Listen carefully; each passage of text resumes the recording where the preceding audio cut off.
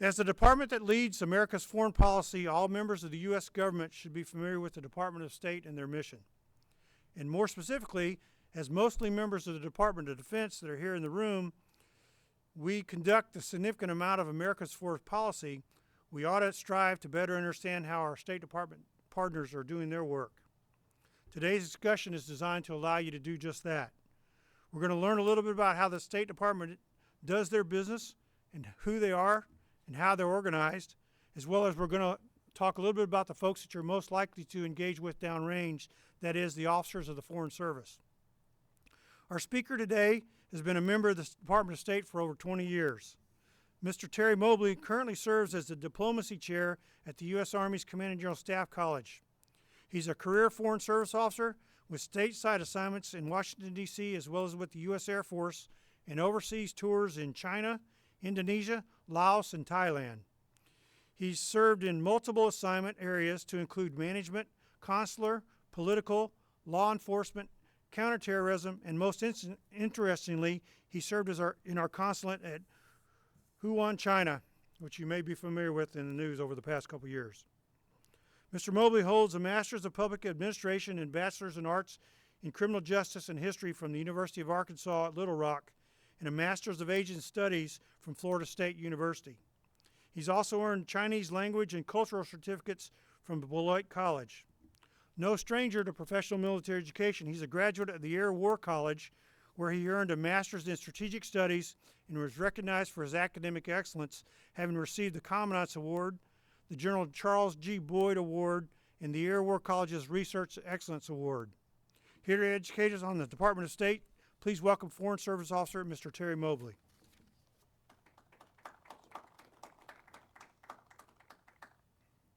Thank you very much. I appreciate the kind introduction. Can everyone hear me okay? All right, excellent. So, traditionally, the State Department and the Foreign Service has been understaffed. You've probably heard a lot about that over the years.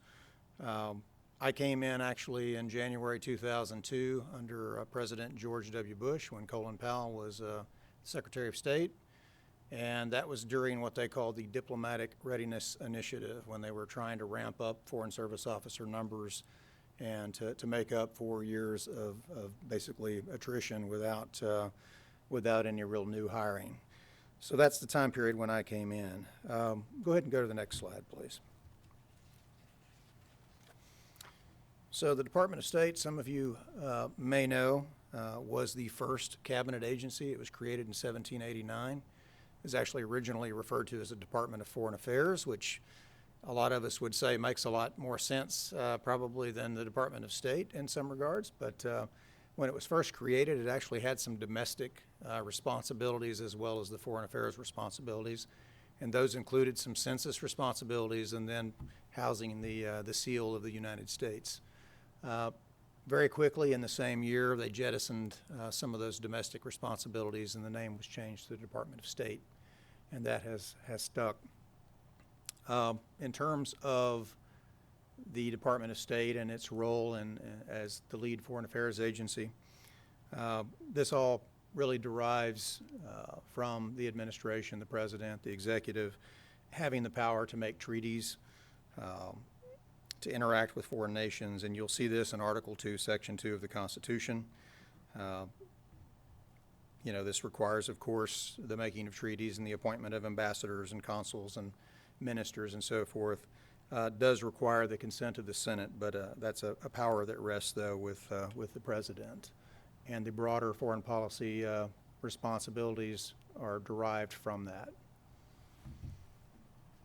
So, my military colleagues are very familiar with doctrine and pamphlets and so forth. In the State Department, what we have is the Foreign Affairs Manual and a Foreign Affairs Handbook. That's basically our doctrine, if you will.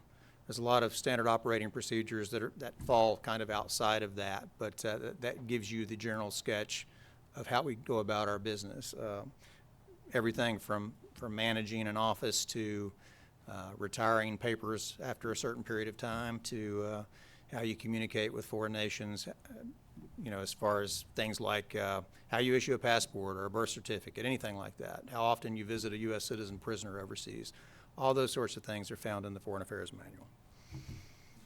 Next slide, please. So our current Secretary of State is Anthony Blinken. You may already know, but he's held several senior positions over the years, dating back to, for example, the Clinton administration, when he was with the Department of State and the National Security Council. He had also served for a time as a Democratic staff advisor or director of the Senate Foreign Relations Committee. That was 2002 to 2008. And he was the foreign policy advisor to Joe Biden when he ran for president the first time, or actually maybe not the first time, in 2008, I suppose. And then after President Obama was elected, he served as a national security advisor to Vice President Biden. As often happens with the two parties in our country and officials who are attached to one or the other, when the opposing party is in control of the White House, those officials often spend some time at a think tank or some policy research group. He did exactly that as well and spent some time with the Center for Strategic and International Studies.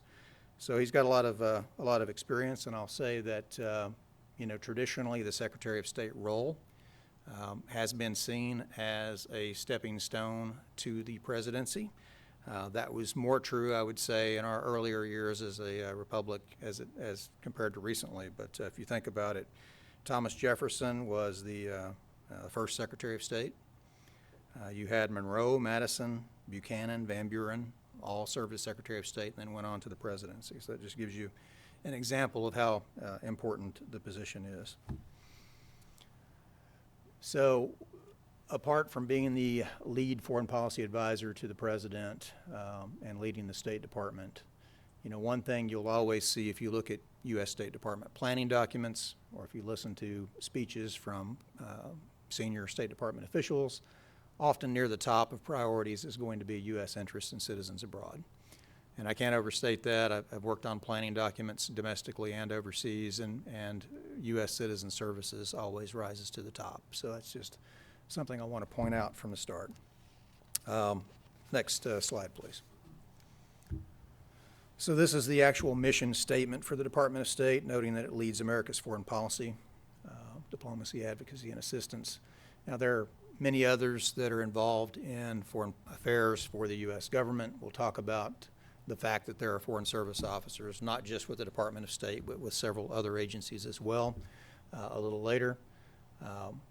But again, you note that we're talking about right here in this mission statement, the interests of the American people, their safety and their prosperity. So focus on U.S. citizens and the American people.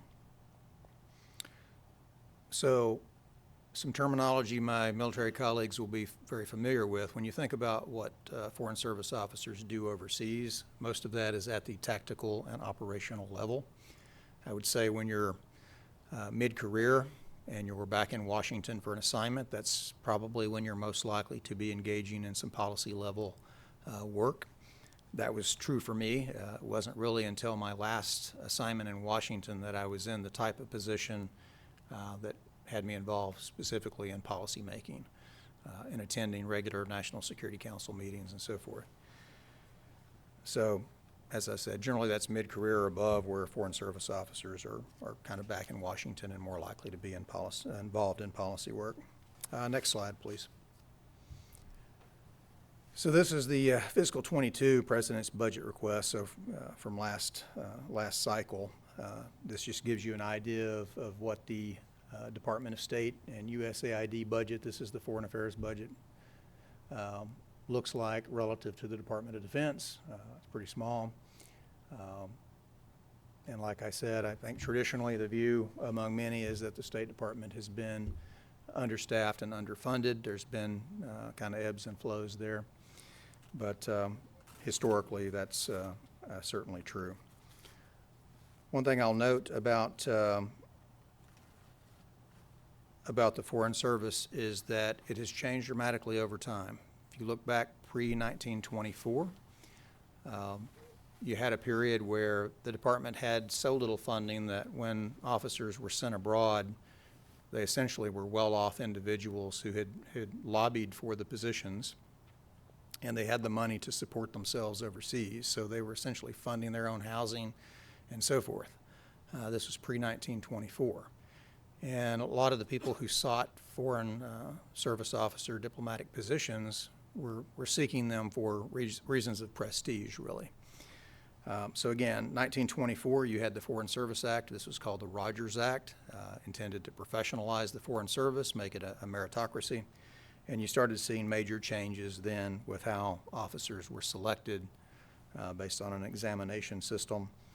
And I'll tell you that it wasn't perfect even after that. The examination system had its own mechanisms for keeping certain, I guess you could say, undesirables at the time outside of the diplomatic corps.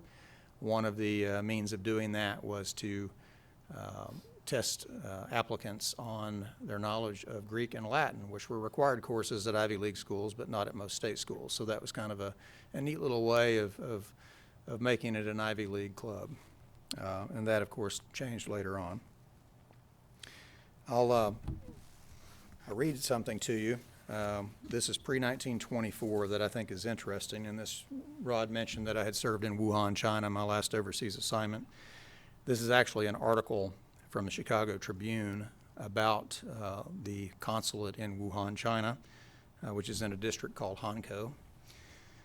And like I said, this is pre-1924, so this is before the Foreign Service became a meritocracy, when people were kind of seeking out the positions for prestige.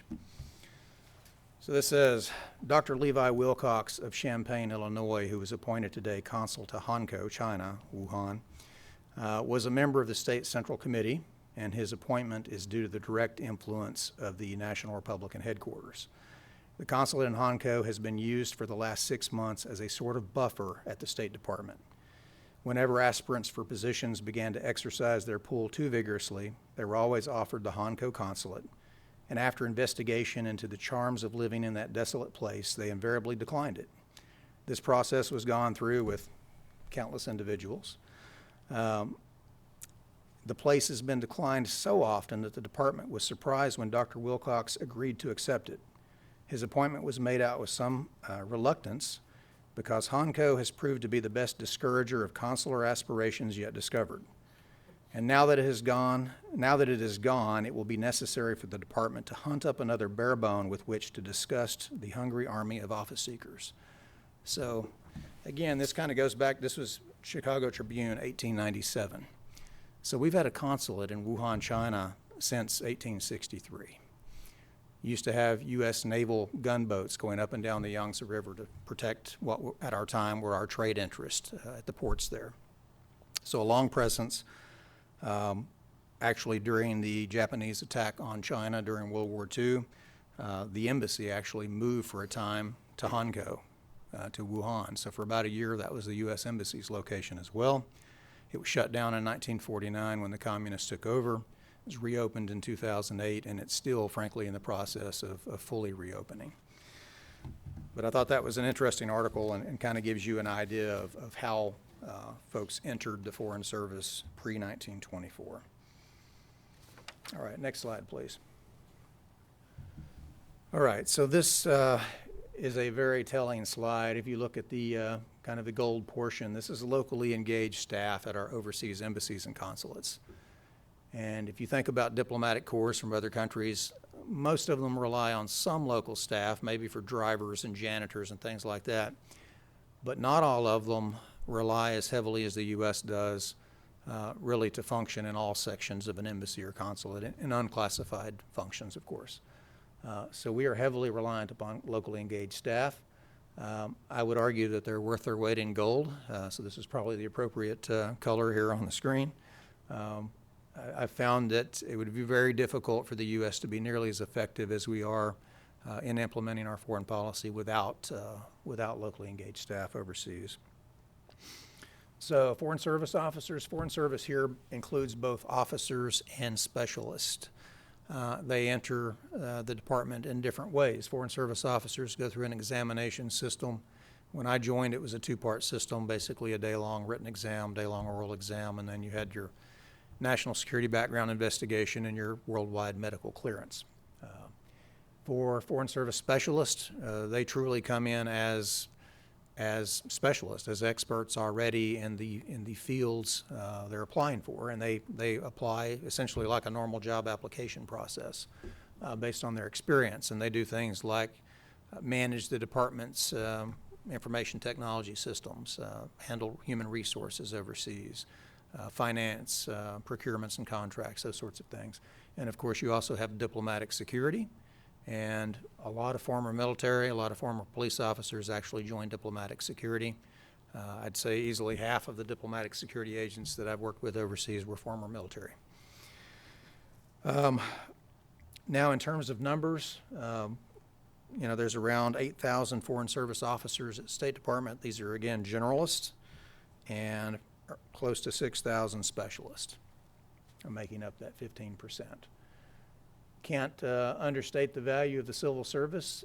They primarily support us from Maine State's office there in Washington, D.C.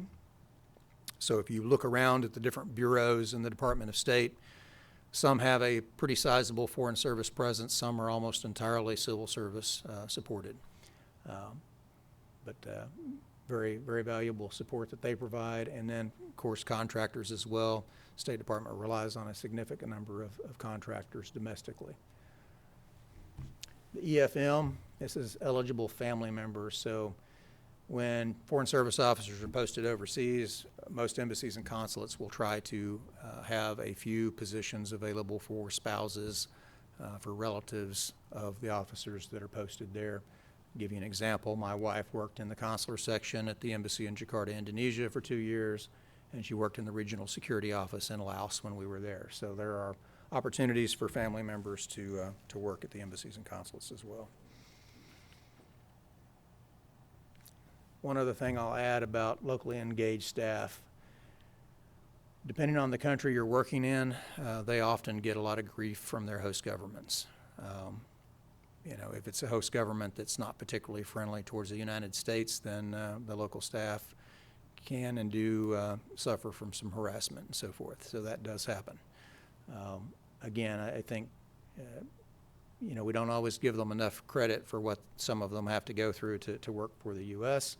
I would say they are loyal to their host governments, as they should be, but valuable and excellent staff for the U.S. And that loyalty, of course, to the host government is why they function only in unclassified positions and don't have access to decision-making roles, but supporting roles. So. All right, next slide, please. So just referring back, don't go back to the last slide, but just one comment on that. I'll say that, more than 75% of the Department of State's workforce is overseas at any time, any one time. This is, again, mostly Foreign Service officers, specialists, and then the locally engaged staff.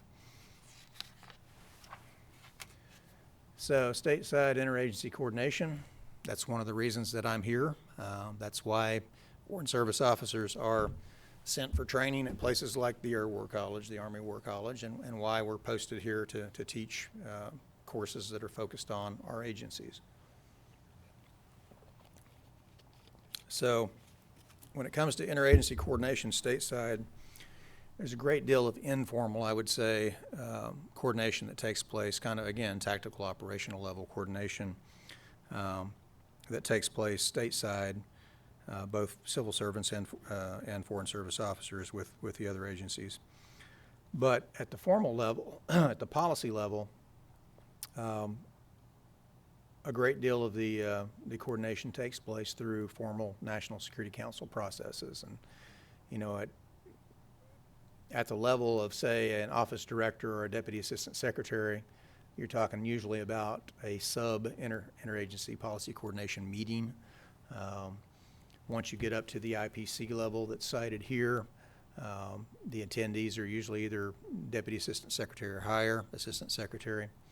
And then if you think of National Security Council meetings like a pyramid, at the bottom is the sub-IPCs, then the IPCs, then the Deputies Committee, the Principals Committee, and then you're actually up at a high-level NSC meeting with the actual president.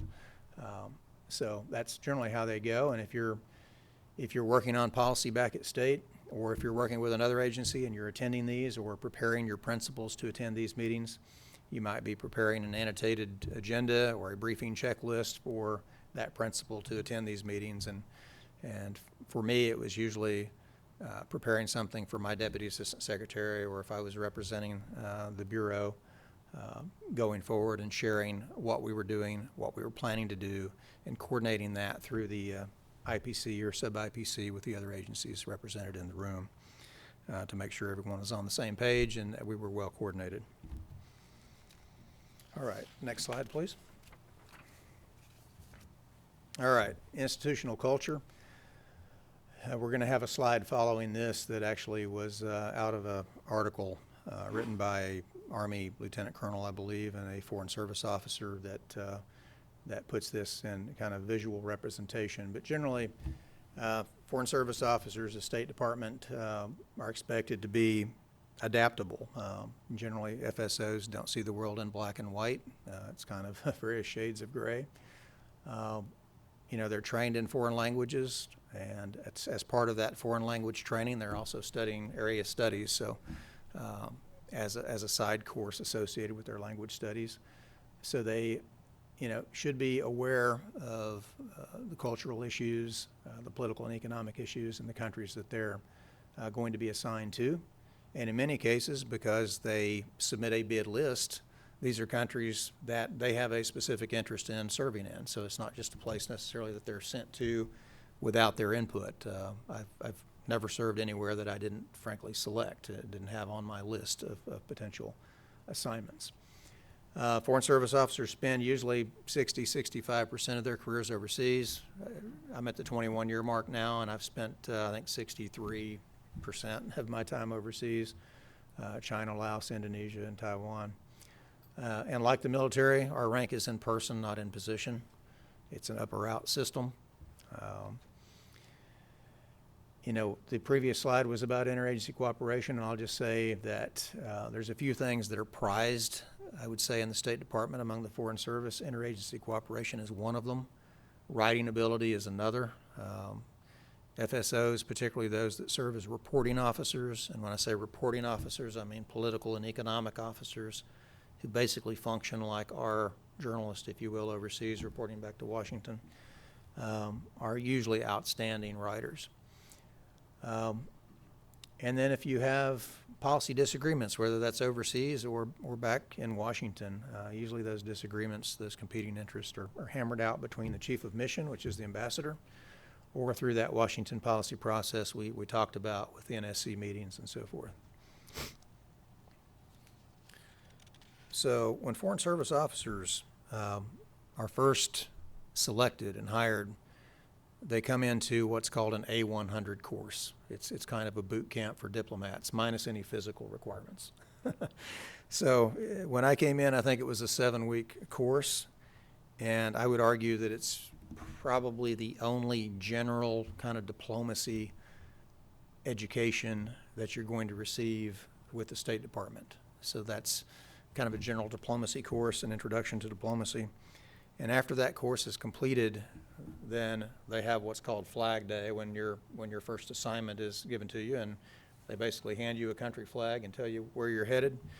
And they also give you a list of courses that you're going to need to take before you leave for that assignment. So, you know, for a Foreign Service officer, during their first 2 assignments, one of those assignments is going to be consular, no matter what their specialty. They're going to do consular work, which means American Citizen Services and visa adjudication.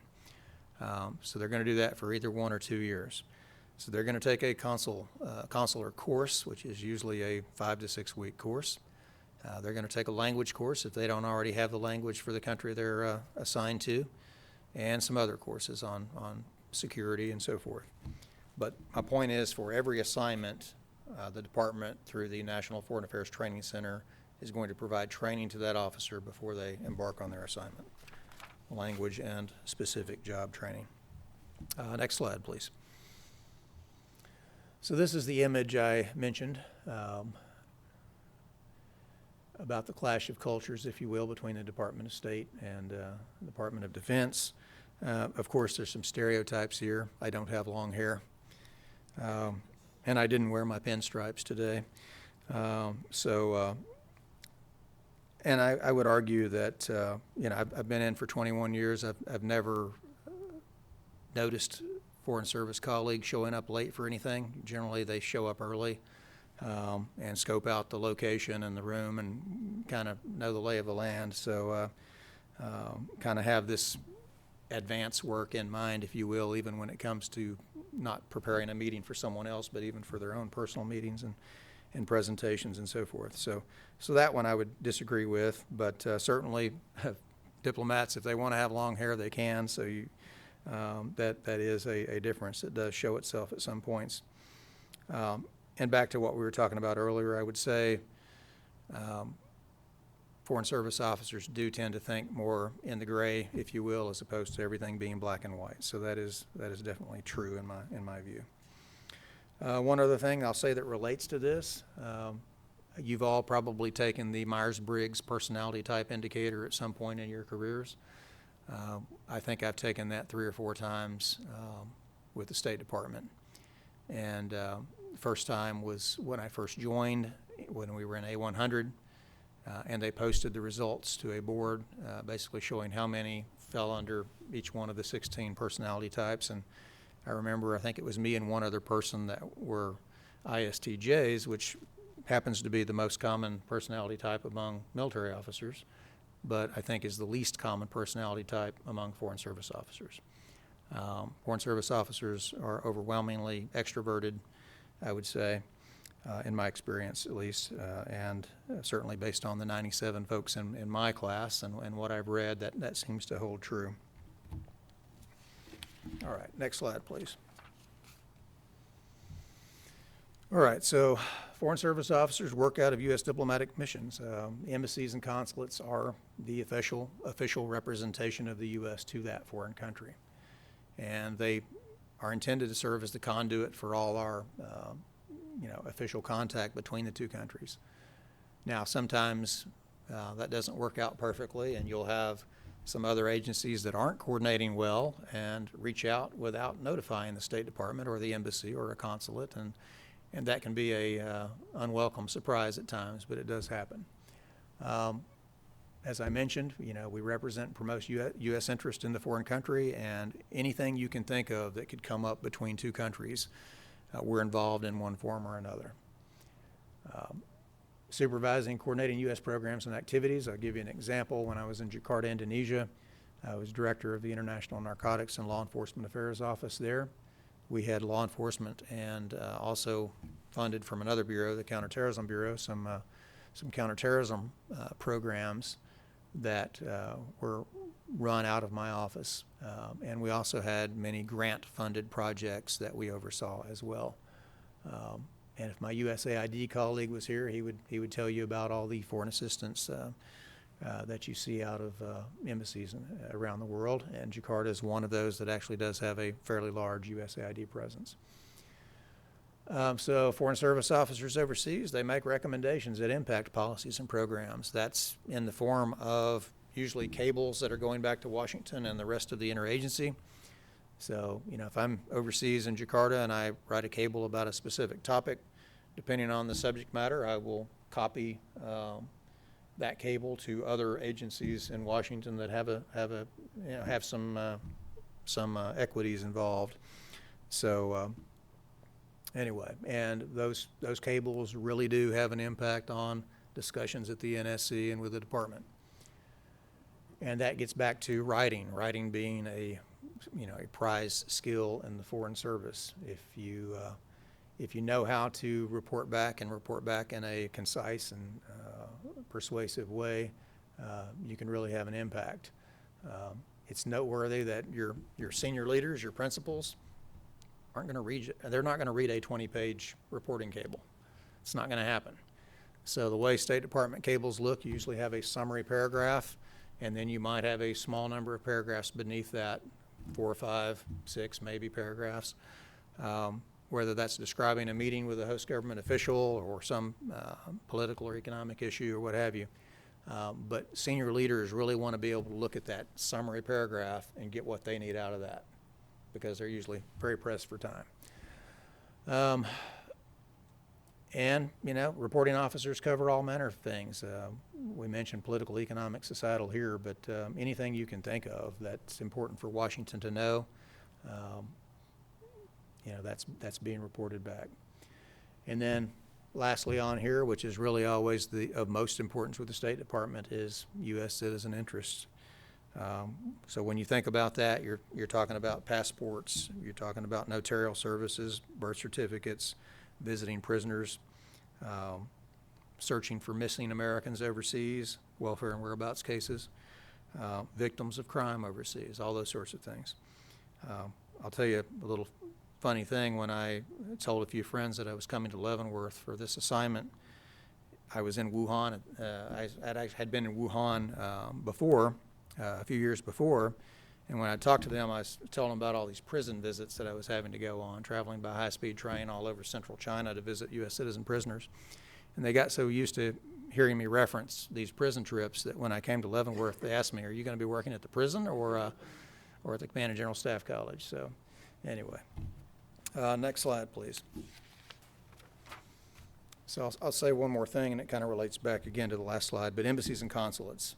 Embassies, that's the official post, if you will, for that communication between the two national level governments. Consulates, usually consulates are located where they are for citizen services reasons, for visa adjudication reasons, and for interactions with a regional, a particular region of a country that's important, whether that's important for trade reasons or what have you. But in many cases, the consulates are where they are because of citizen services and visa adjudication operations. All right, so Foreign Service. Who is the Foreign Service? So they are intended to be nonpartisan public servants. Many come in with foreign language skills already, but if they come in without foreign language skills, the National Foreign Affairs Training Center is going to get them trained up in advance of their assignments. I forget the exact number of foreign languages taught there, but I think it's well over 40. I've studied 3 languages at the Foreign Affairs Training Center: Chinese, Lao, and Indonesian. Depending on how hard a language is, for some of the very hard languages, they'll often provide a year of training stateside and then send you to the country where you do the second year of training. So I had Chinese some when I joined. So for the second year Chinese program, I studied in Taiwan. But for a first year Chinese program, most folks would study in Virginia. And Indonesian and Lao, because those are languages that you can, pick up in a year or less pretty well, you're going to study those stateside. Arabic, Chinese, Korean, some languages like that, they often have a second year program overseas. So, Foreign Service officers, I mentioned that they're not just with the State Department. There's a list here of some other agencies that have Foreign Service personnel. Here represented at the Command and General Staff College, we have USAID, of course. But I've been at posts where we have the Foreign Agricultural Service represented and the Foreign Commercial Service represented. Some of the bigger posts, you're going to see some of those others as well. Now, recruitment. When it comes to recruitment of Foreign Service officers, I would argue that the State Department tries very hard to recruit a diverse group of people, but one part of the country I would argue is underrepresented, and that's the central part of the country, basically the Midwest and the South Central U.S. And I don't think this is, any fault of the department. They try, I think, very hard to get the word out on recruitment. But when you think about where most Foreign Service officers are hired from, it's usually the coastal regions of the country, large urban areas. So, the department does have some work to do to get the word out, I think, in the center of the country more. One avenue that they've sought to do that through is what they call diplomats in residence. These are diplomats that are assigned to universities. I know there's one at, I think, Tulane University in Louisiana, and there's one at the University of Oklahoma, and all around the country. There's one at UT Austin, for example. So different locations you have around the country where they do outreach to other universities in their regions to try to get the word out. All right, next slide, please. So these are the 5 career tracks. In the State Department, they call these cones. I don't exactly know why, but they call them cones. At one time, officers, when they took the exam, they did not need to list a specific career track at the time they took the exam. By the time I took it, you had to actually list on your exam the career track you were applying for. Consular, we talked about, visa adjudication, U.S. Citizen Services. They also do fraud investigations, citizenship fraud, visa fraud, and they also prepare plans for crisis response and so forth. So when I was in Wuhan, China, one of my responsibilities was developing a kind of a resource guide or plan for mission-wide crisis response. So this is, when I say crisis, I mean things like earthquakes and plane crashes and ferry sinkings and pandemics and epidemics, those sorts of things. Economic and political, we talked a little bit about before. Basically, these are like journalists for the department. They're reporting back to Washington on economic and trade issues, on all sorts of internal political issues, bilateral, multilateral political issues. They also work on negotiating agreements. Management officers, you know, a lot of officers and specialists actually fall under management, I would say, and are responsible for human and financial resources, procurements, contracts, all those sorts of things. And then public diplomacy. This is kind of our outreach arm. A spokesperson for an embassy would be a public diplomacy officer.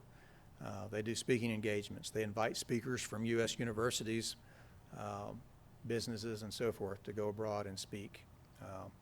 They manage all sorts of programs. The International Visitor Leadership Program is one. I can give you an example. The current president of Indonesia was actually an International Visitor Leadership Program participant many years before he became president.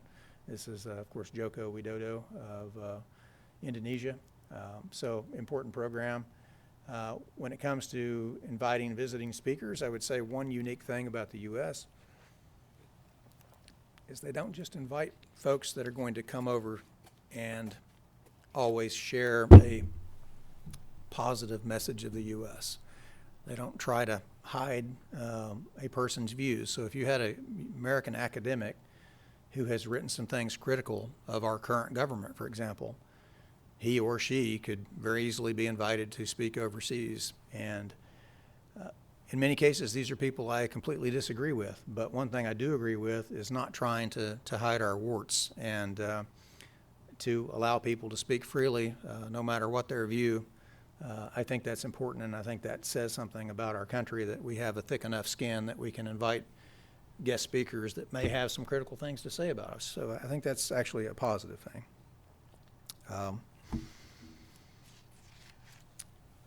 When it comes to the political and economic reporting officers, one thing I found, I only served as a political officer at one post, and that was in Laos, where I was reporting on religious freedom, trafficking in persons, and Chinese influence in Laos, as well as a few other things. But you know, if you are at a large embassy as a political or economic officer, usually you have a very narrowly defined reporting portfolio. Maybe intellectual property rights is your portfolio and you're not going to touch anything else. But if you're at a small embassy or a relatively small consulate, you can cover the waterfront. And for me, in Laos, that was a lot of fun. Because, you know, basically anything I thought was important for Washington to know, I could research it, I could go out and I could interview people, and I could report back to Washington, and that was great fun. But anyway, one last thing I'll say about this. I mentioned that when you take the exam, you have to list your cone or your specialty now. You can move between cones as a Foreign Service officer. I'm actually a consular coned officer, but I've spent about 60% of my career doing other types of assignments, political management, interfunctional. But if you come in and you decide after a few assignments that I don't really want to be a public diplomacy officer, or I don't want to be a consular officer, there is a mechanism to change your cone or your specialty. In the State Department, they call this conal rectification. And to me, that always sounded like a medical procedure that I don't want any part of, but anyway. All right, next slide, please. All right, so again, diplomats work at U.S. embassies and consulates. They also work in Washington, at the State Department, and various locations domestically. Sometimes they'll work at visa and passport centers around the country, or they'll work at an international mission or a UN mission overseas, for example. But that's pretty much the gamut of where we would work. The ambassador, yes? I'm going to ask one question just because working in Iraq, we had 3 ambassadors and then one was the chief of mission. So I just wanted to get clarification when I saw the ambassador is the highest ranking official. Yeah. So the chief of mission is the highest ranking official. Normally that would be the ambassador in a situation like that where you have ambassadors of different types representing different interests. It would be the one designated as the chief of mission. But it's rare. Usually what you'll have is you'll have an ambassador that's assigned to represent the U.S. in that country, which is the chief of mission. And if you have any other ambassadors come through, it's often an ambassador at large for, say, religious freedom or for food security or something like that, that may drop in and out, but they are not chief of mission. And another example, Jakarta, Indonesia, where I served, you have 2 missions there. You have the U.S. mission to Indonesia there, where you have the chief of mission, but you also have the U.S. mission to ASEAN, the Association for Southeast Asian Nations. So you have 2 ambassadors there, and they're both sitting in the same building, or they were, but there's only one chief of mission, and that's the U.S. ambassador to Indonesia. Thank you. Yeah, sure. Let's see here. So again, ambassador, highest ranking official in country. Apart from some conflict situations, for example, where military personnel in country would be reporting to their combatant commander. In most cases, everyone from every branch of the U.S. government in country, every member of the country team is going to be reporting to the ambassador. Now, sometimes in actuality, you have kind of dual reporting going on, of course, but the point is the lead official in country is the chief of mission. Country team, usually at most embassies, a country team is going to meet weekly or so, and that's going to bring together the head of all the agencies represented there, usually the head of each of the sections, the State Department sections, political, economic, consular, and so forth. So, again, you would have USAID there, you might have the Peace Corps director there, you're going to have your defense attaché there. Not every embassy has a defense attaché. I worked at some that did not. And then I've worked at others where you have a defense attaché as well as air and naval attachés represented. So it just depends on the size and what's going on in that particular country. Jakarta had the defense attaché, air and naval attachés. When I was in Laos, we did not have a defense attaché. I believe they do have one now. But we did have the Army's Detachment 3 that was there working on recovery of MIAs. Had the honor of actually attending a repatriation ceremony while I was there with the ambassador when they had recovered some MIAs and arranged their transport back to Honolulu for DNA identification. Next slide, please. So State Department is broken into undersecretariats. Most of these are known in the State Department by a single letter. So P is basically your geographic bureaus, your political affairs folks. So if you're working overseas as a political officer, that's your home bureau. That's your home, not your home bureau. Your home bureau would be the geographic bureau you're working in, but your home undersecretariat. And ILM, management. There's a lot of different things under there, but consular affairs falls there, as does diplomatic security and so forth. You have economic and public diplomacy. The ones that I've kind of stretched out a little bit here, J, T, and ILM and P are all ones where I've worked at one point or another. For the T family of bureaus, they usually refer to these letters as being a family of bureaus. So after the letter there, you see the list of bureaus. So I'd worked in international security and nonproliferation just before coming here, working for the Office of WMD Terrorism. T-Bureau is important, I would say, to the military particularly because your Political Military Affairs Bureau is there in the T family. So they work on things like foreign military sales. They work on things like international military education and training.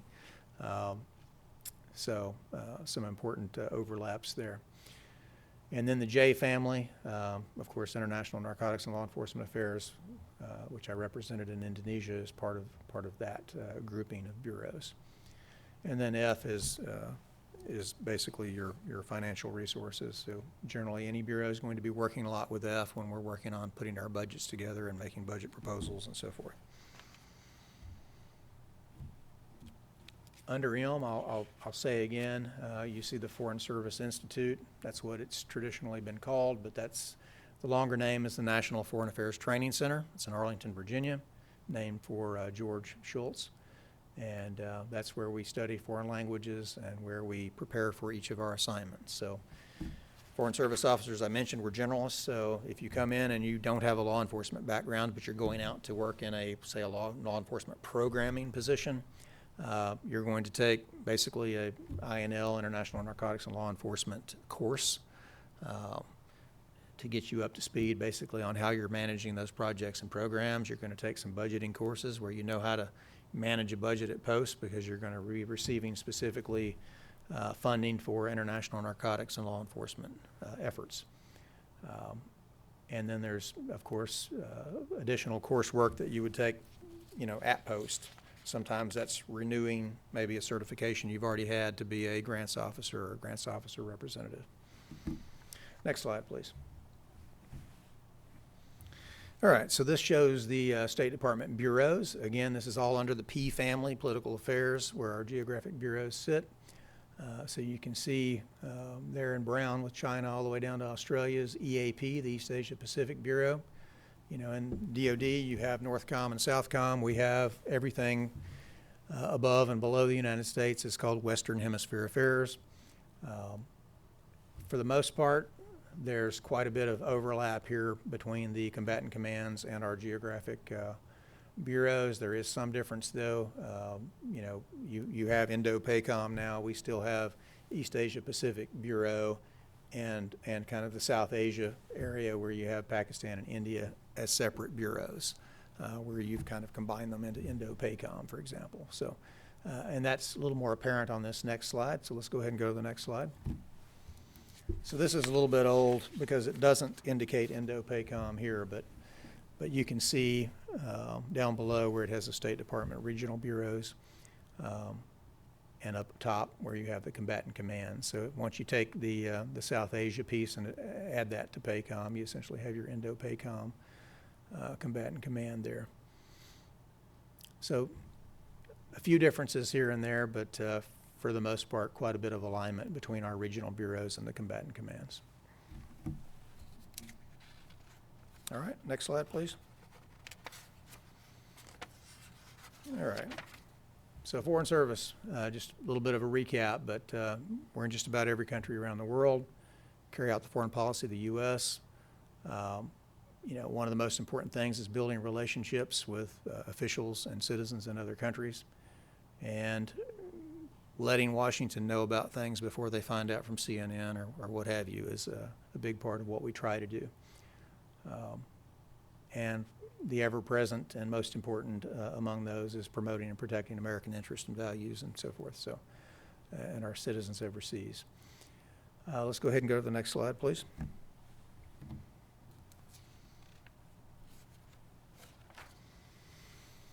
All right. After 21 years in the Foreign Service and doing a lot of different assignments, I'd say the one thing that stands out as something I'm probably most proud of is that assistance to U.S. citizens. You can really see, the impact of what you do there. And I can tell you, it means something. It says something, I think, to other countries when you have a consular officer, for example, that shows up to visit an American citizen prisoner overseas, whether that person's a prisoner because they legitimately broke a law or whether they did something that politically wasn't acceptable to that country and they're there for that reason. Either way, when you show up to check on the status of that prisoner, it says something. It says, even the folks that are perhaps breaking the law overseas and may not be you know, our best citizens in terms of their behaviors or whatever, we're still interested in their well-being, and we're still interested in letting their family back home know how they're doing and that they're well and all those sorts of things. So, you know, pre-trial, we generally get out to see an American citizen detainee at least once per month. And then post-conviction, usually it's at least minimum, once every 3 months. And if there are problems getting appropriate nutrition, which there is in some prisons, there are nutrition programs. We can provide supplements and things like that. But anyway, we're a lifeline, if you will, a communication line between the prisoner and their family back home. And that means a lot to, you know, even if the prisoner has done something terrible, that means a lot to mom or dad or brother or sister back home. So apart from that, I can tell you, you know, I've handled probably 60 U.S. citizen deaths overseas where I've had to notify next of kin. I'd say half of those I was the first voice they heard from about the death of their loved ones. Probably the hardest thing to do, but very important. Let's see. You know, adjudicating visas, deciding who can go to the U.S., again, very important. You're making sure that you're not letting people in who, you know, intend harm to this country. And there's been dramatic improvements over the last 20-some odd years after 9/11 to make sure that visa adjudicating officers have law enforcement data literally right there on their screen when they're adjudicating the visa, and they can see whether this person has a hit for some law enforcement reason or for a terrorism reason or what have you. And that's very valuable and something we didn't have prior to 9/11. So a lot of important changes. You know, you've probably seen movies where you see these diplomats that are spoiled rotten and they're attending receptions and drinking heavily with host government contacts and so forth. I'll tell you, receptions are a lot of work. I've never been a big fan of attending them unless I shouldn't use this word, but unless I had a target there, target meaning someone I really wanted to talk to develop a relationship with, maybe to get some information from. Unless I had somebody there I was really interested in kind of developing that relationship with, you know, a reception's a lot of small talk, and you're working the room, and you're making sure that, you know, visitors that are attending, whether it's host government or officials or just citizens, that they're being greeted appropriately, that you're introducing them around the room and all those sorts of things. And there may be, you know, a nice spread of food, but if you're a Foreign Service officer working at reception, you're not going to be touching any of that. You might get some leftovers after the reception is over because your job is to work the room and to make sure you're making contacts and you're helping other people make contacts. So a lot of work to receptions. Reporting, and we're about to close out here, but reporting, there are required reports that State Department Foreign Service officers have to write, embassies have to submit each year, things like religious freedom, trafficking in persons, supporting human rights and democracy. There's various types of reports. There's one on narcotics control. But apart from all the required reports, there are literally hundreds of thousands of reporting cables going back to the department, you know, every month, and informing policy. And I just can't overstate the importance of that type of communication that's going back. Let's see. I think that's it. So let's go to the next slide, and if anybody has any questions, I'll take those, and then we'll close it out. So this is actually an elective that I teach here at the Command and General Staff College, A517, Foreign Policy and National Security. I know most of the students are in class today because of a change in schedule, but this is a course that will be offered to them along with a Southeast Asia Strategic Studies course that I'll be teaching in the spring. But any comments or any questions that I can answer? Yes, sir. Sure, thanks for your comments. I have a question more on the policy strategy side of the house. And over your career, as society has become more polarized, how have you felt the changes from within the Department of State or the Foreign Service? Do you see over time polarization affecting the ends and the ways the Department of State kind of uses, or anything along those lines? I haven't. I'll tell you a couple things. And I might be getting a little dangerous territory here, but well, first off, this is not dangerous at all. But one thing I've loved about my 21 years with the State Department working as a Foreign Service officer is it hasn't really mattered in the positions I've been in whether you have a Republican or a Democrat that's president. Our core policies when it comes to what we're doing in most countries overseas, what we're supporting, you think of religious freedom, you think of countering human trafficking, you think of all those, trying to combat child exploitation online. I mean, whatever you think of. I mean, most of the things, 95+% of the things that a Foreign Service officer is working on day to day don't change between administrations. And that's fantastic, that consistency. So is there polarization? The State Department and USAID as agencies, one for the civil service personnel, they draw from D.C. And D.C., if you look at politics, D.C. is what usually votes 90% Democrat, right? So, I mean, that's where you're drawing the bulk of your civil service from. I mean, there's others from throughout the country, but that's your biggest pool is Northern Virginia and Maryland and the D.C. area. So naturally, you're going to have people that are more of that political persuasion. And I would say even with the Foreign Service, the fact that we don't draw that heavily and from the Midwest and the South Central U.S., and you're drawing mostly from the coast and large urban areas, you tend to have a more left of center personnel with Foreign Service as well. That's just a fact. But I can tell you this, I've always found my colleagues to be very professional, not bringing politics into the office. I'm talking about embassies and consulates overseas primarily, but that's kept outside the office. And I've worked for some people that are what I would consider extreme on the left personally, and I've worked for them in some cases more than one country, and I found them to be nothing but professional when it comes to their work. So I don't know if that answers your question, but other questions? Yes. So have you seen in the last 5 to 10 years any shift in how Foreign Service does stuff in terms of whole government or unified action? So, whole of government has been a term that's used a lot over the last decade or so. And I would just say that, and this is particularly true when I went back to Washington and was working stateside for the last couple of years, but that's not just a catchphrase. I mean, literally, there is a focus on interacting with your interagency colleagues, but also reaching out within your own bureau, within your own department, to make sure that you're bringing everyone in that has a stake in whatever the issue is at hand, and that you're trying to inform yourself completely by getting as many voices in the room as possible, if you will. So I think that's something that's very much prized within the State Department. I don't know if it was that prized, many years in the past, but at least during my tenure, I would say that's something that's focused on more and more and more.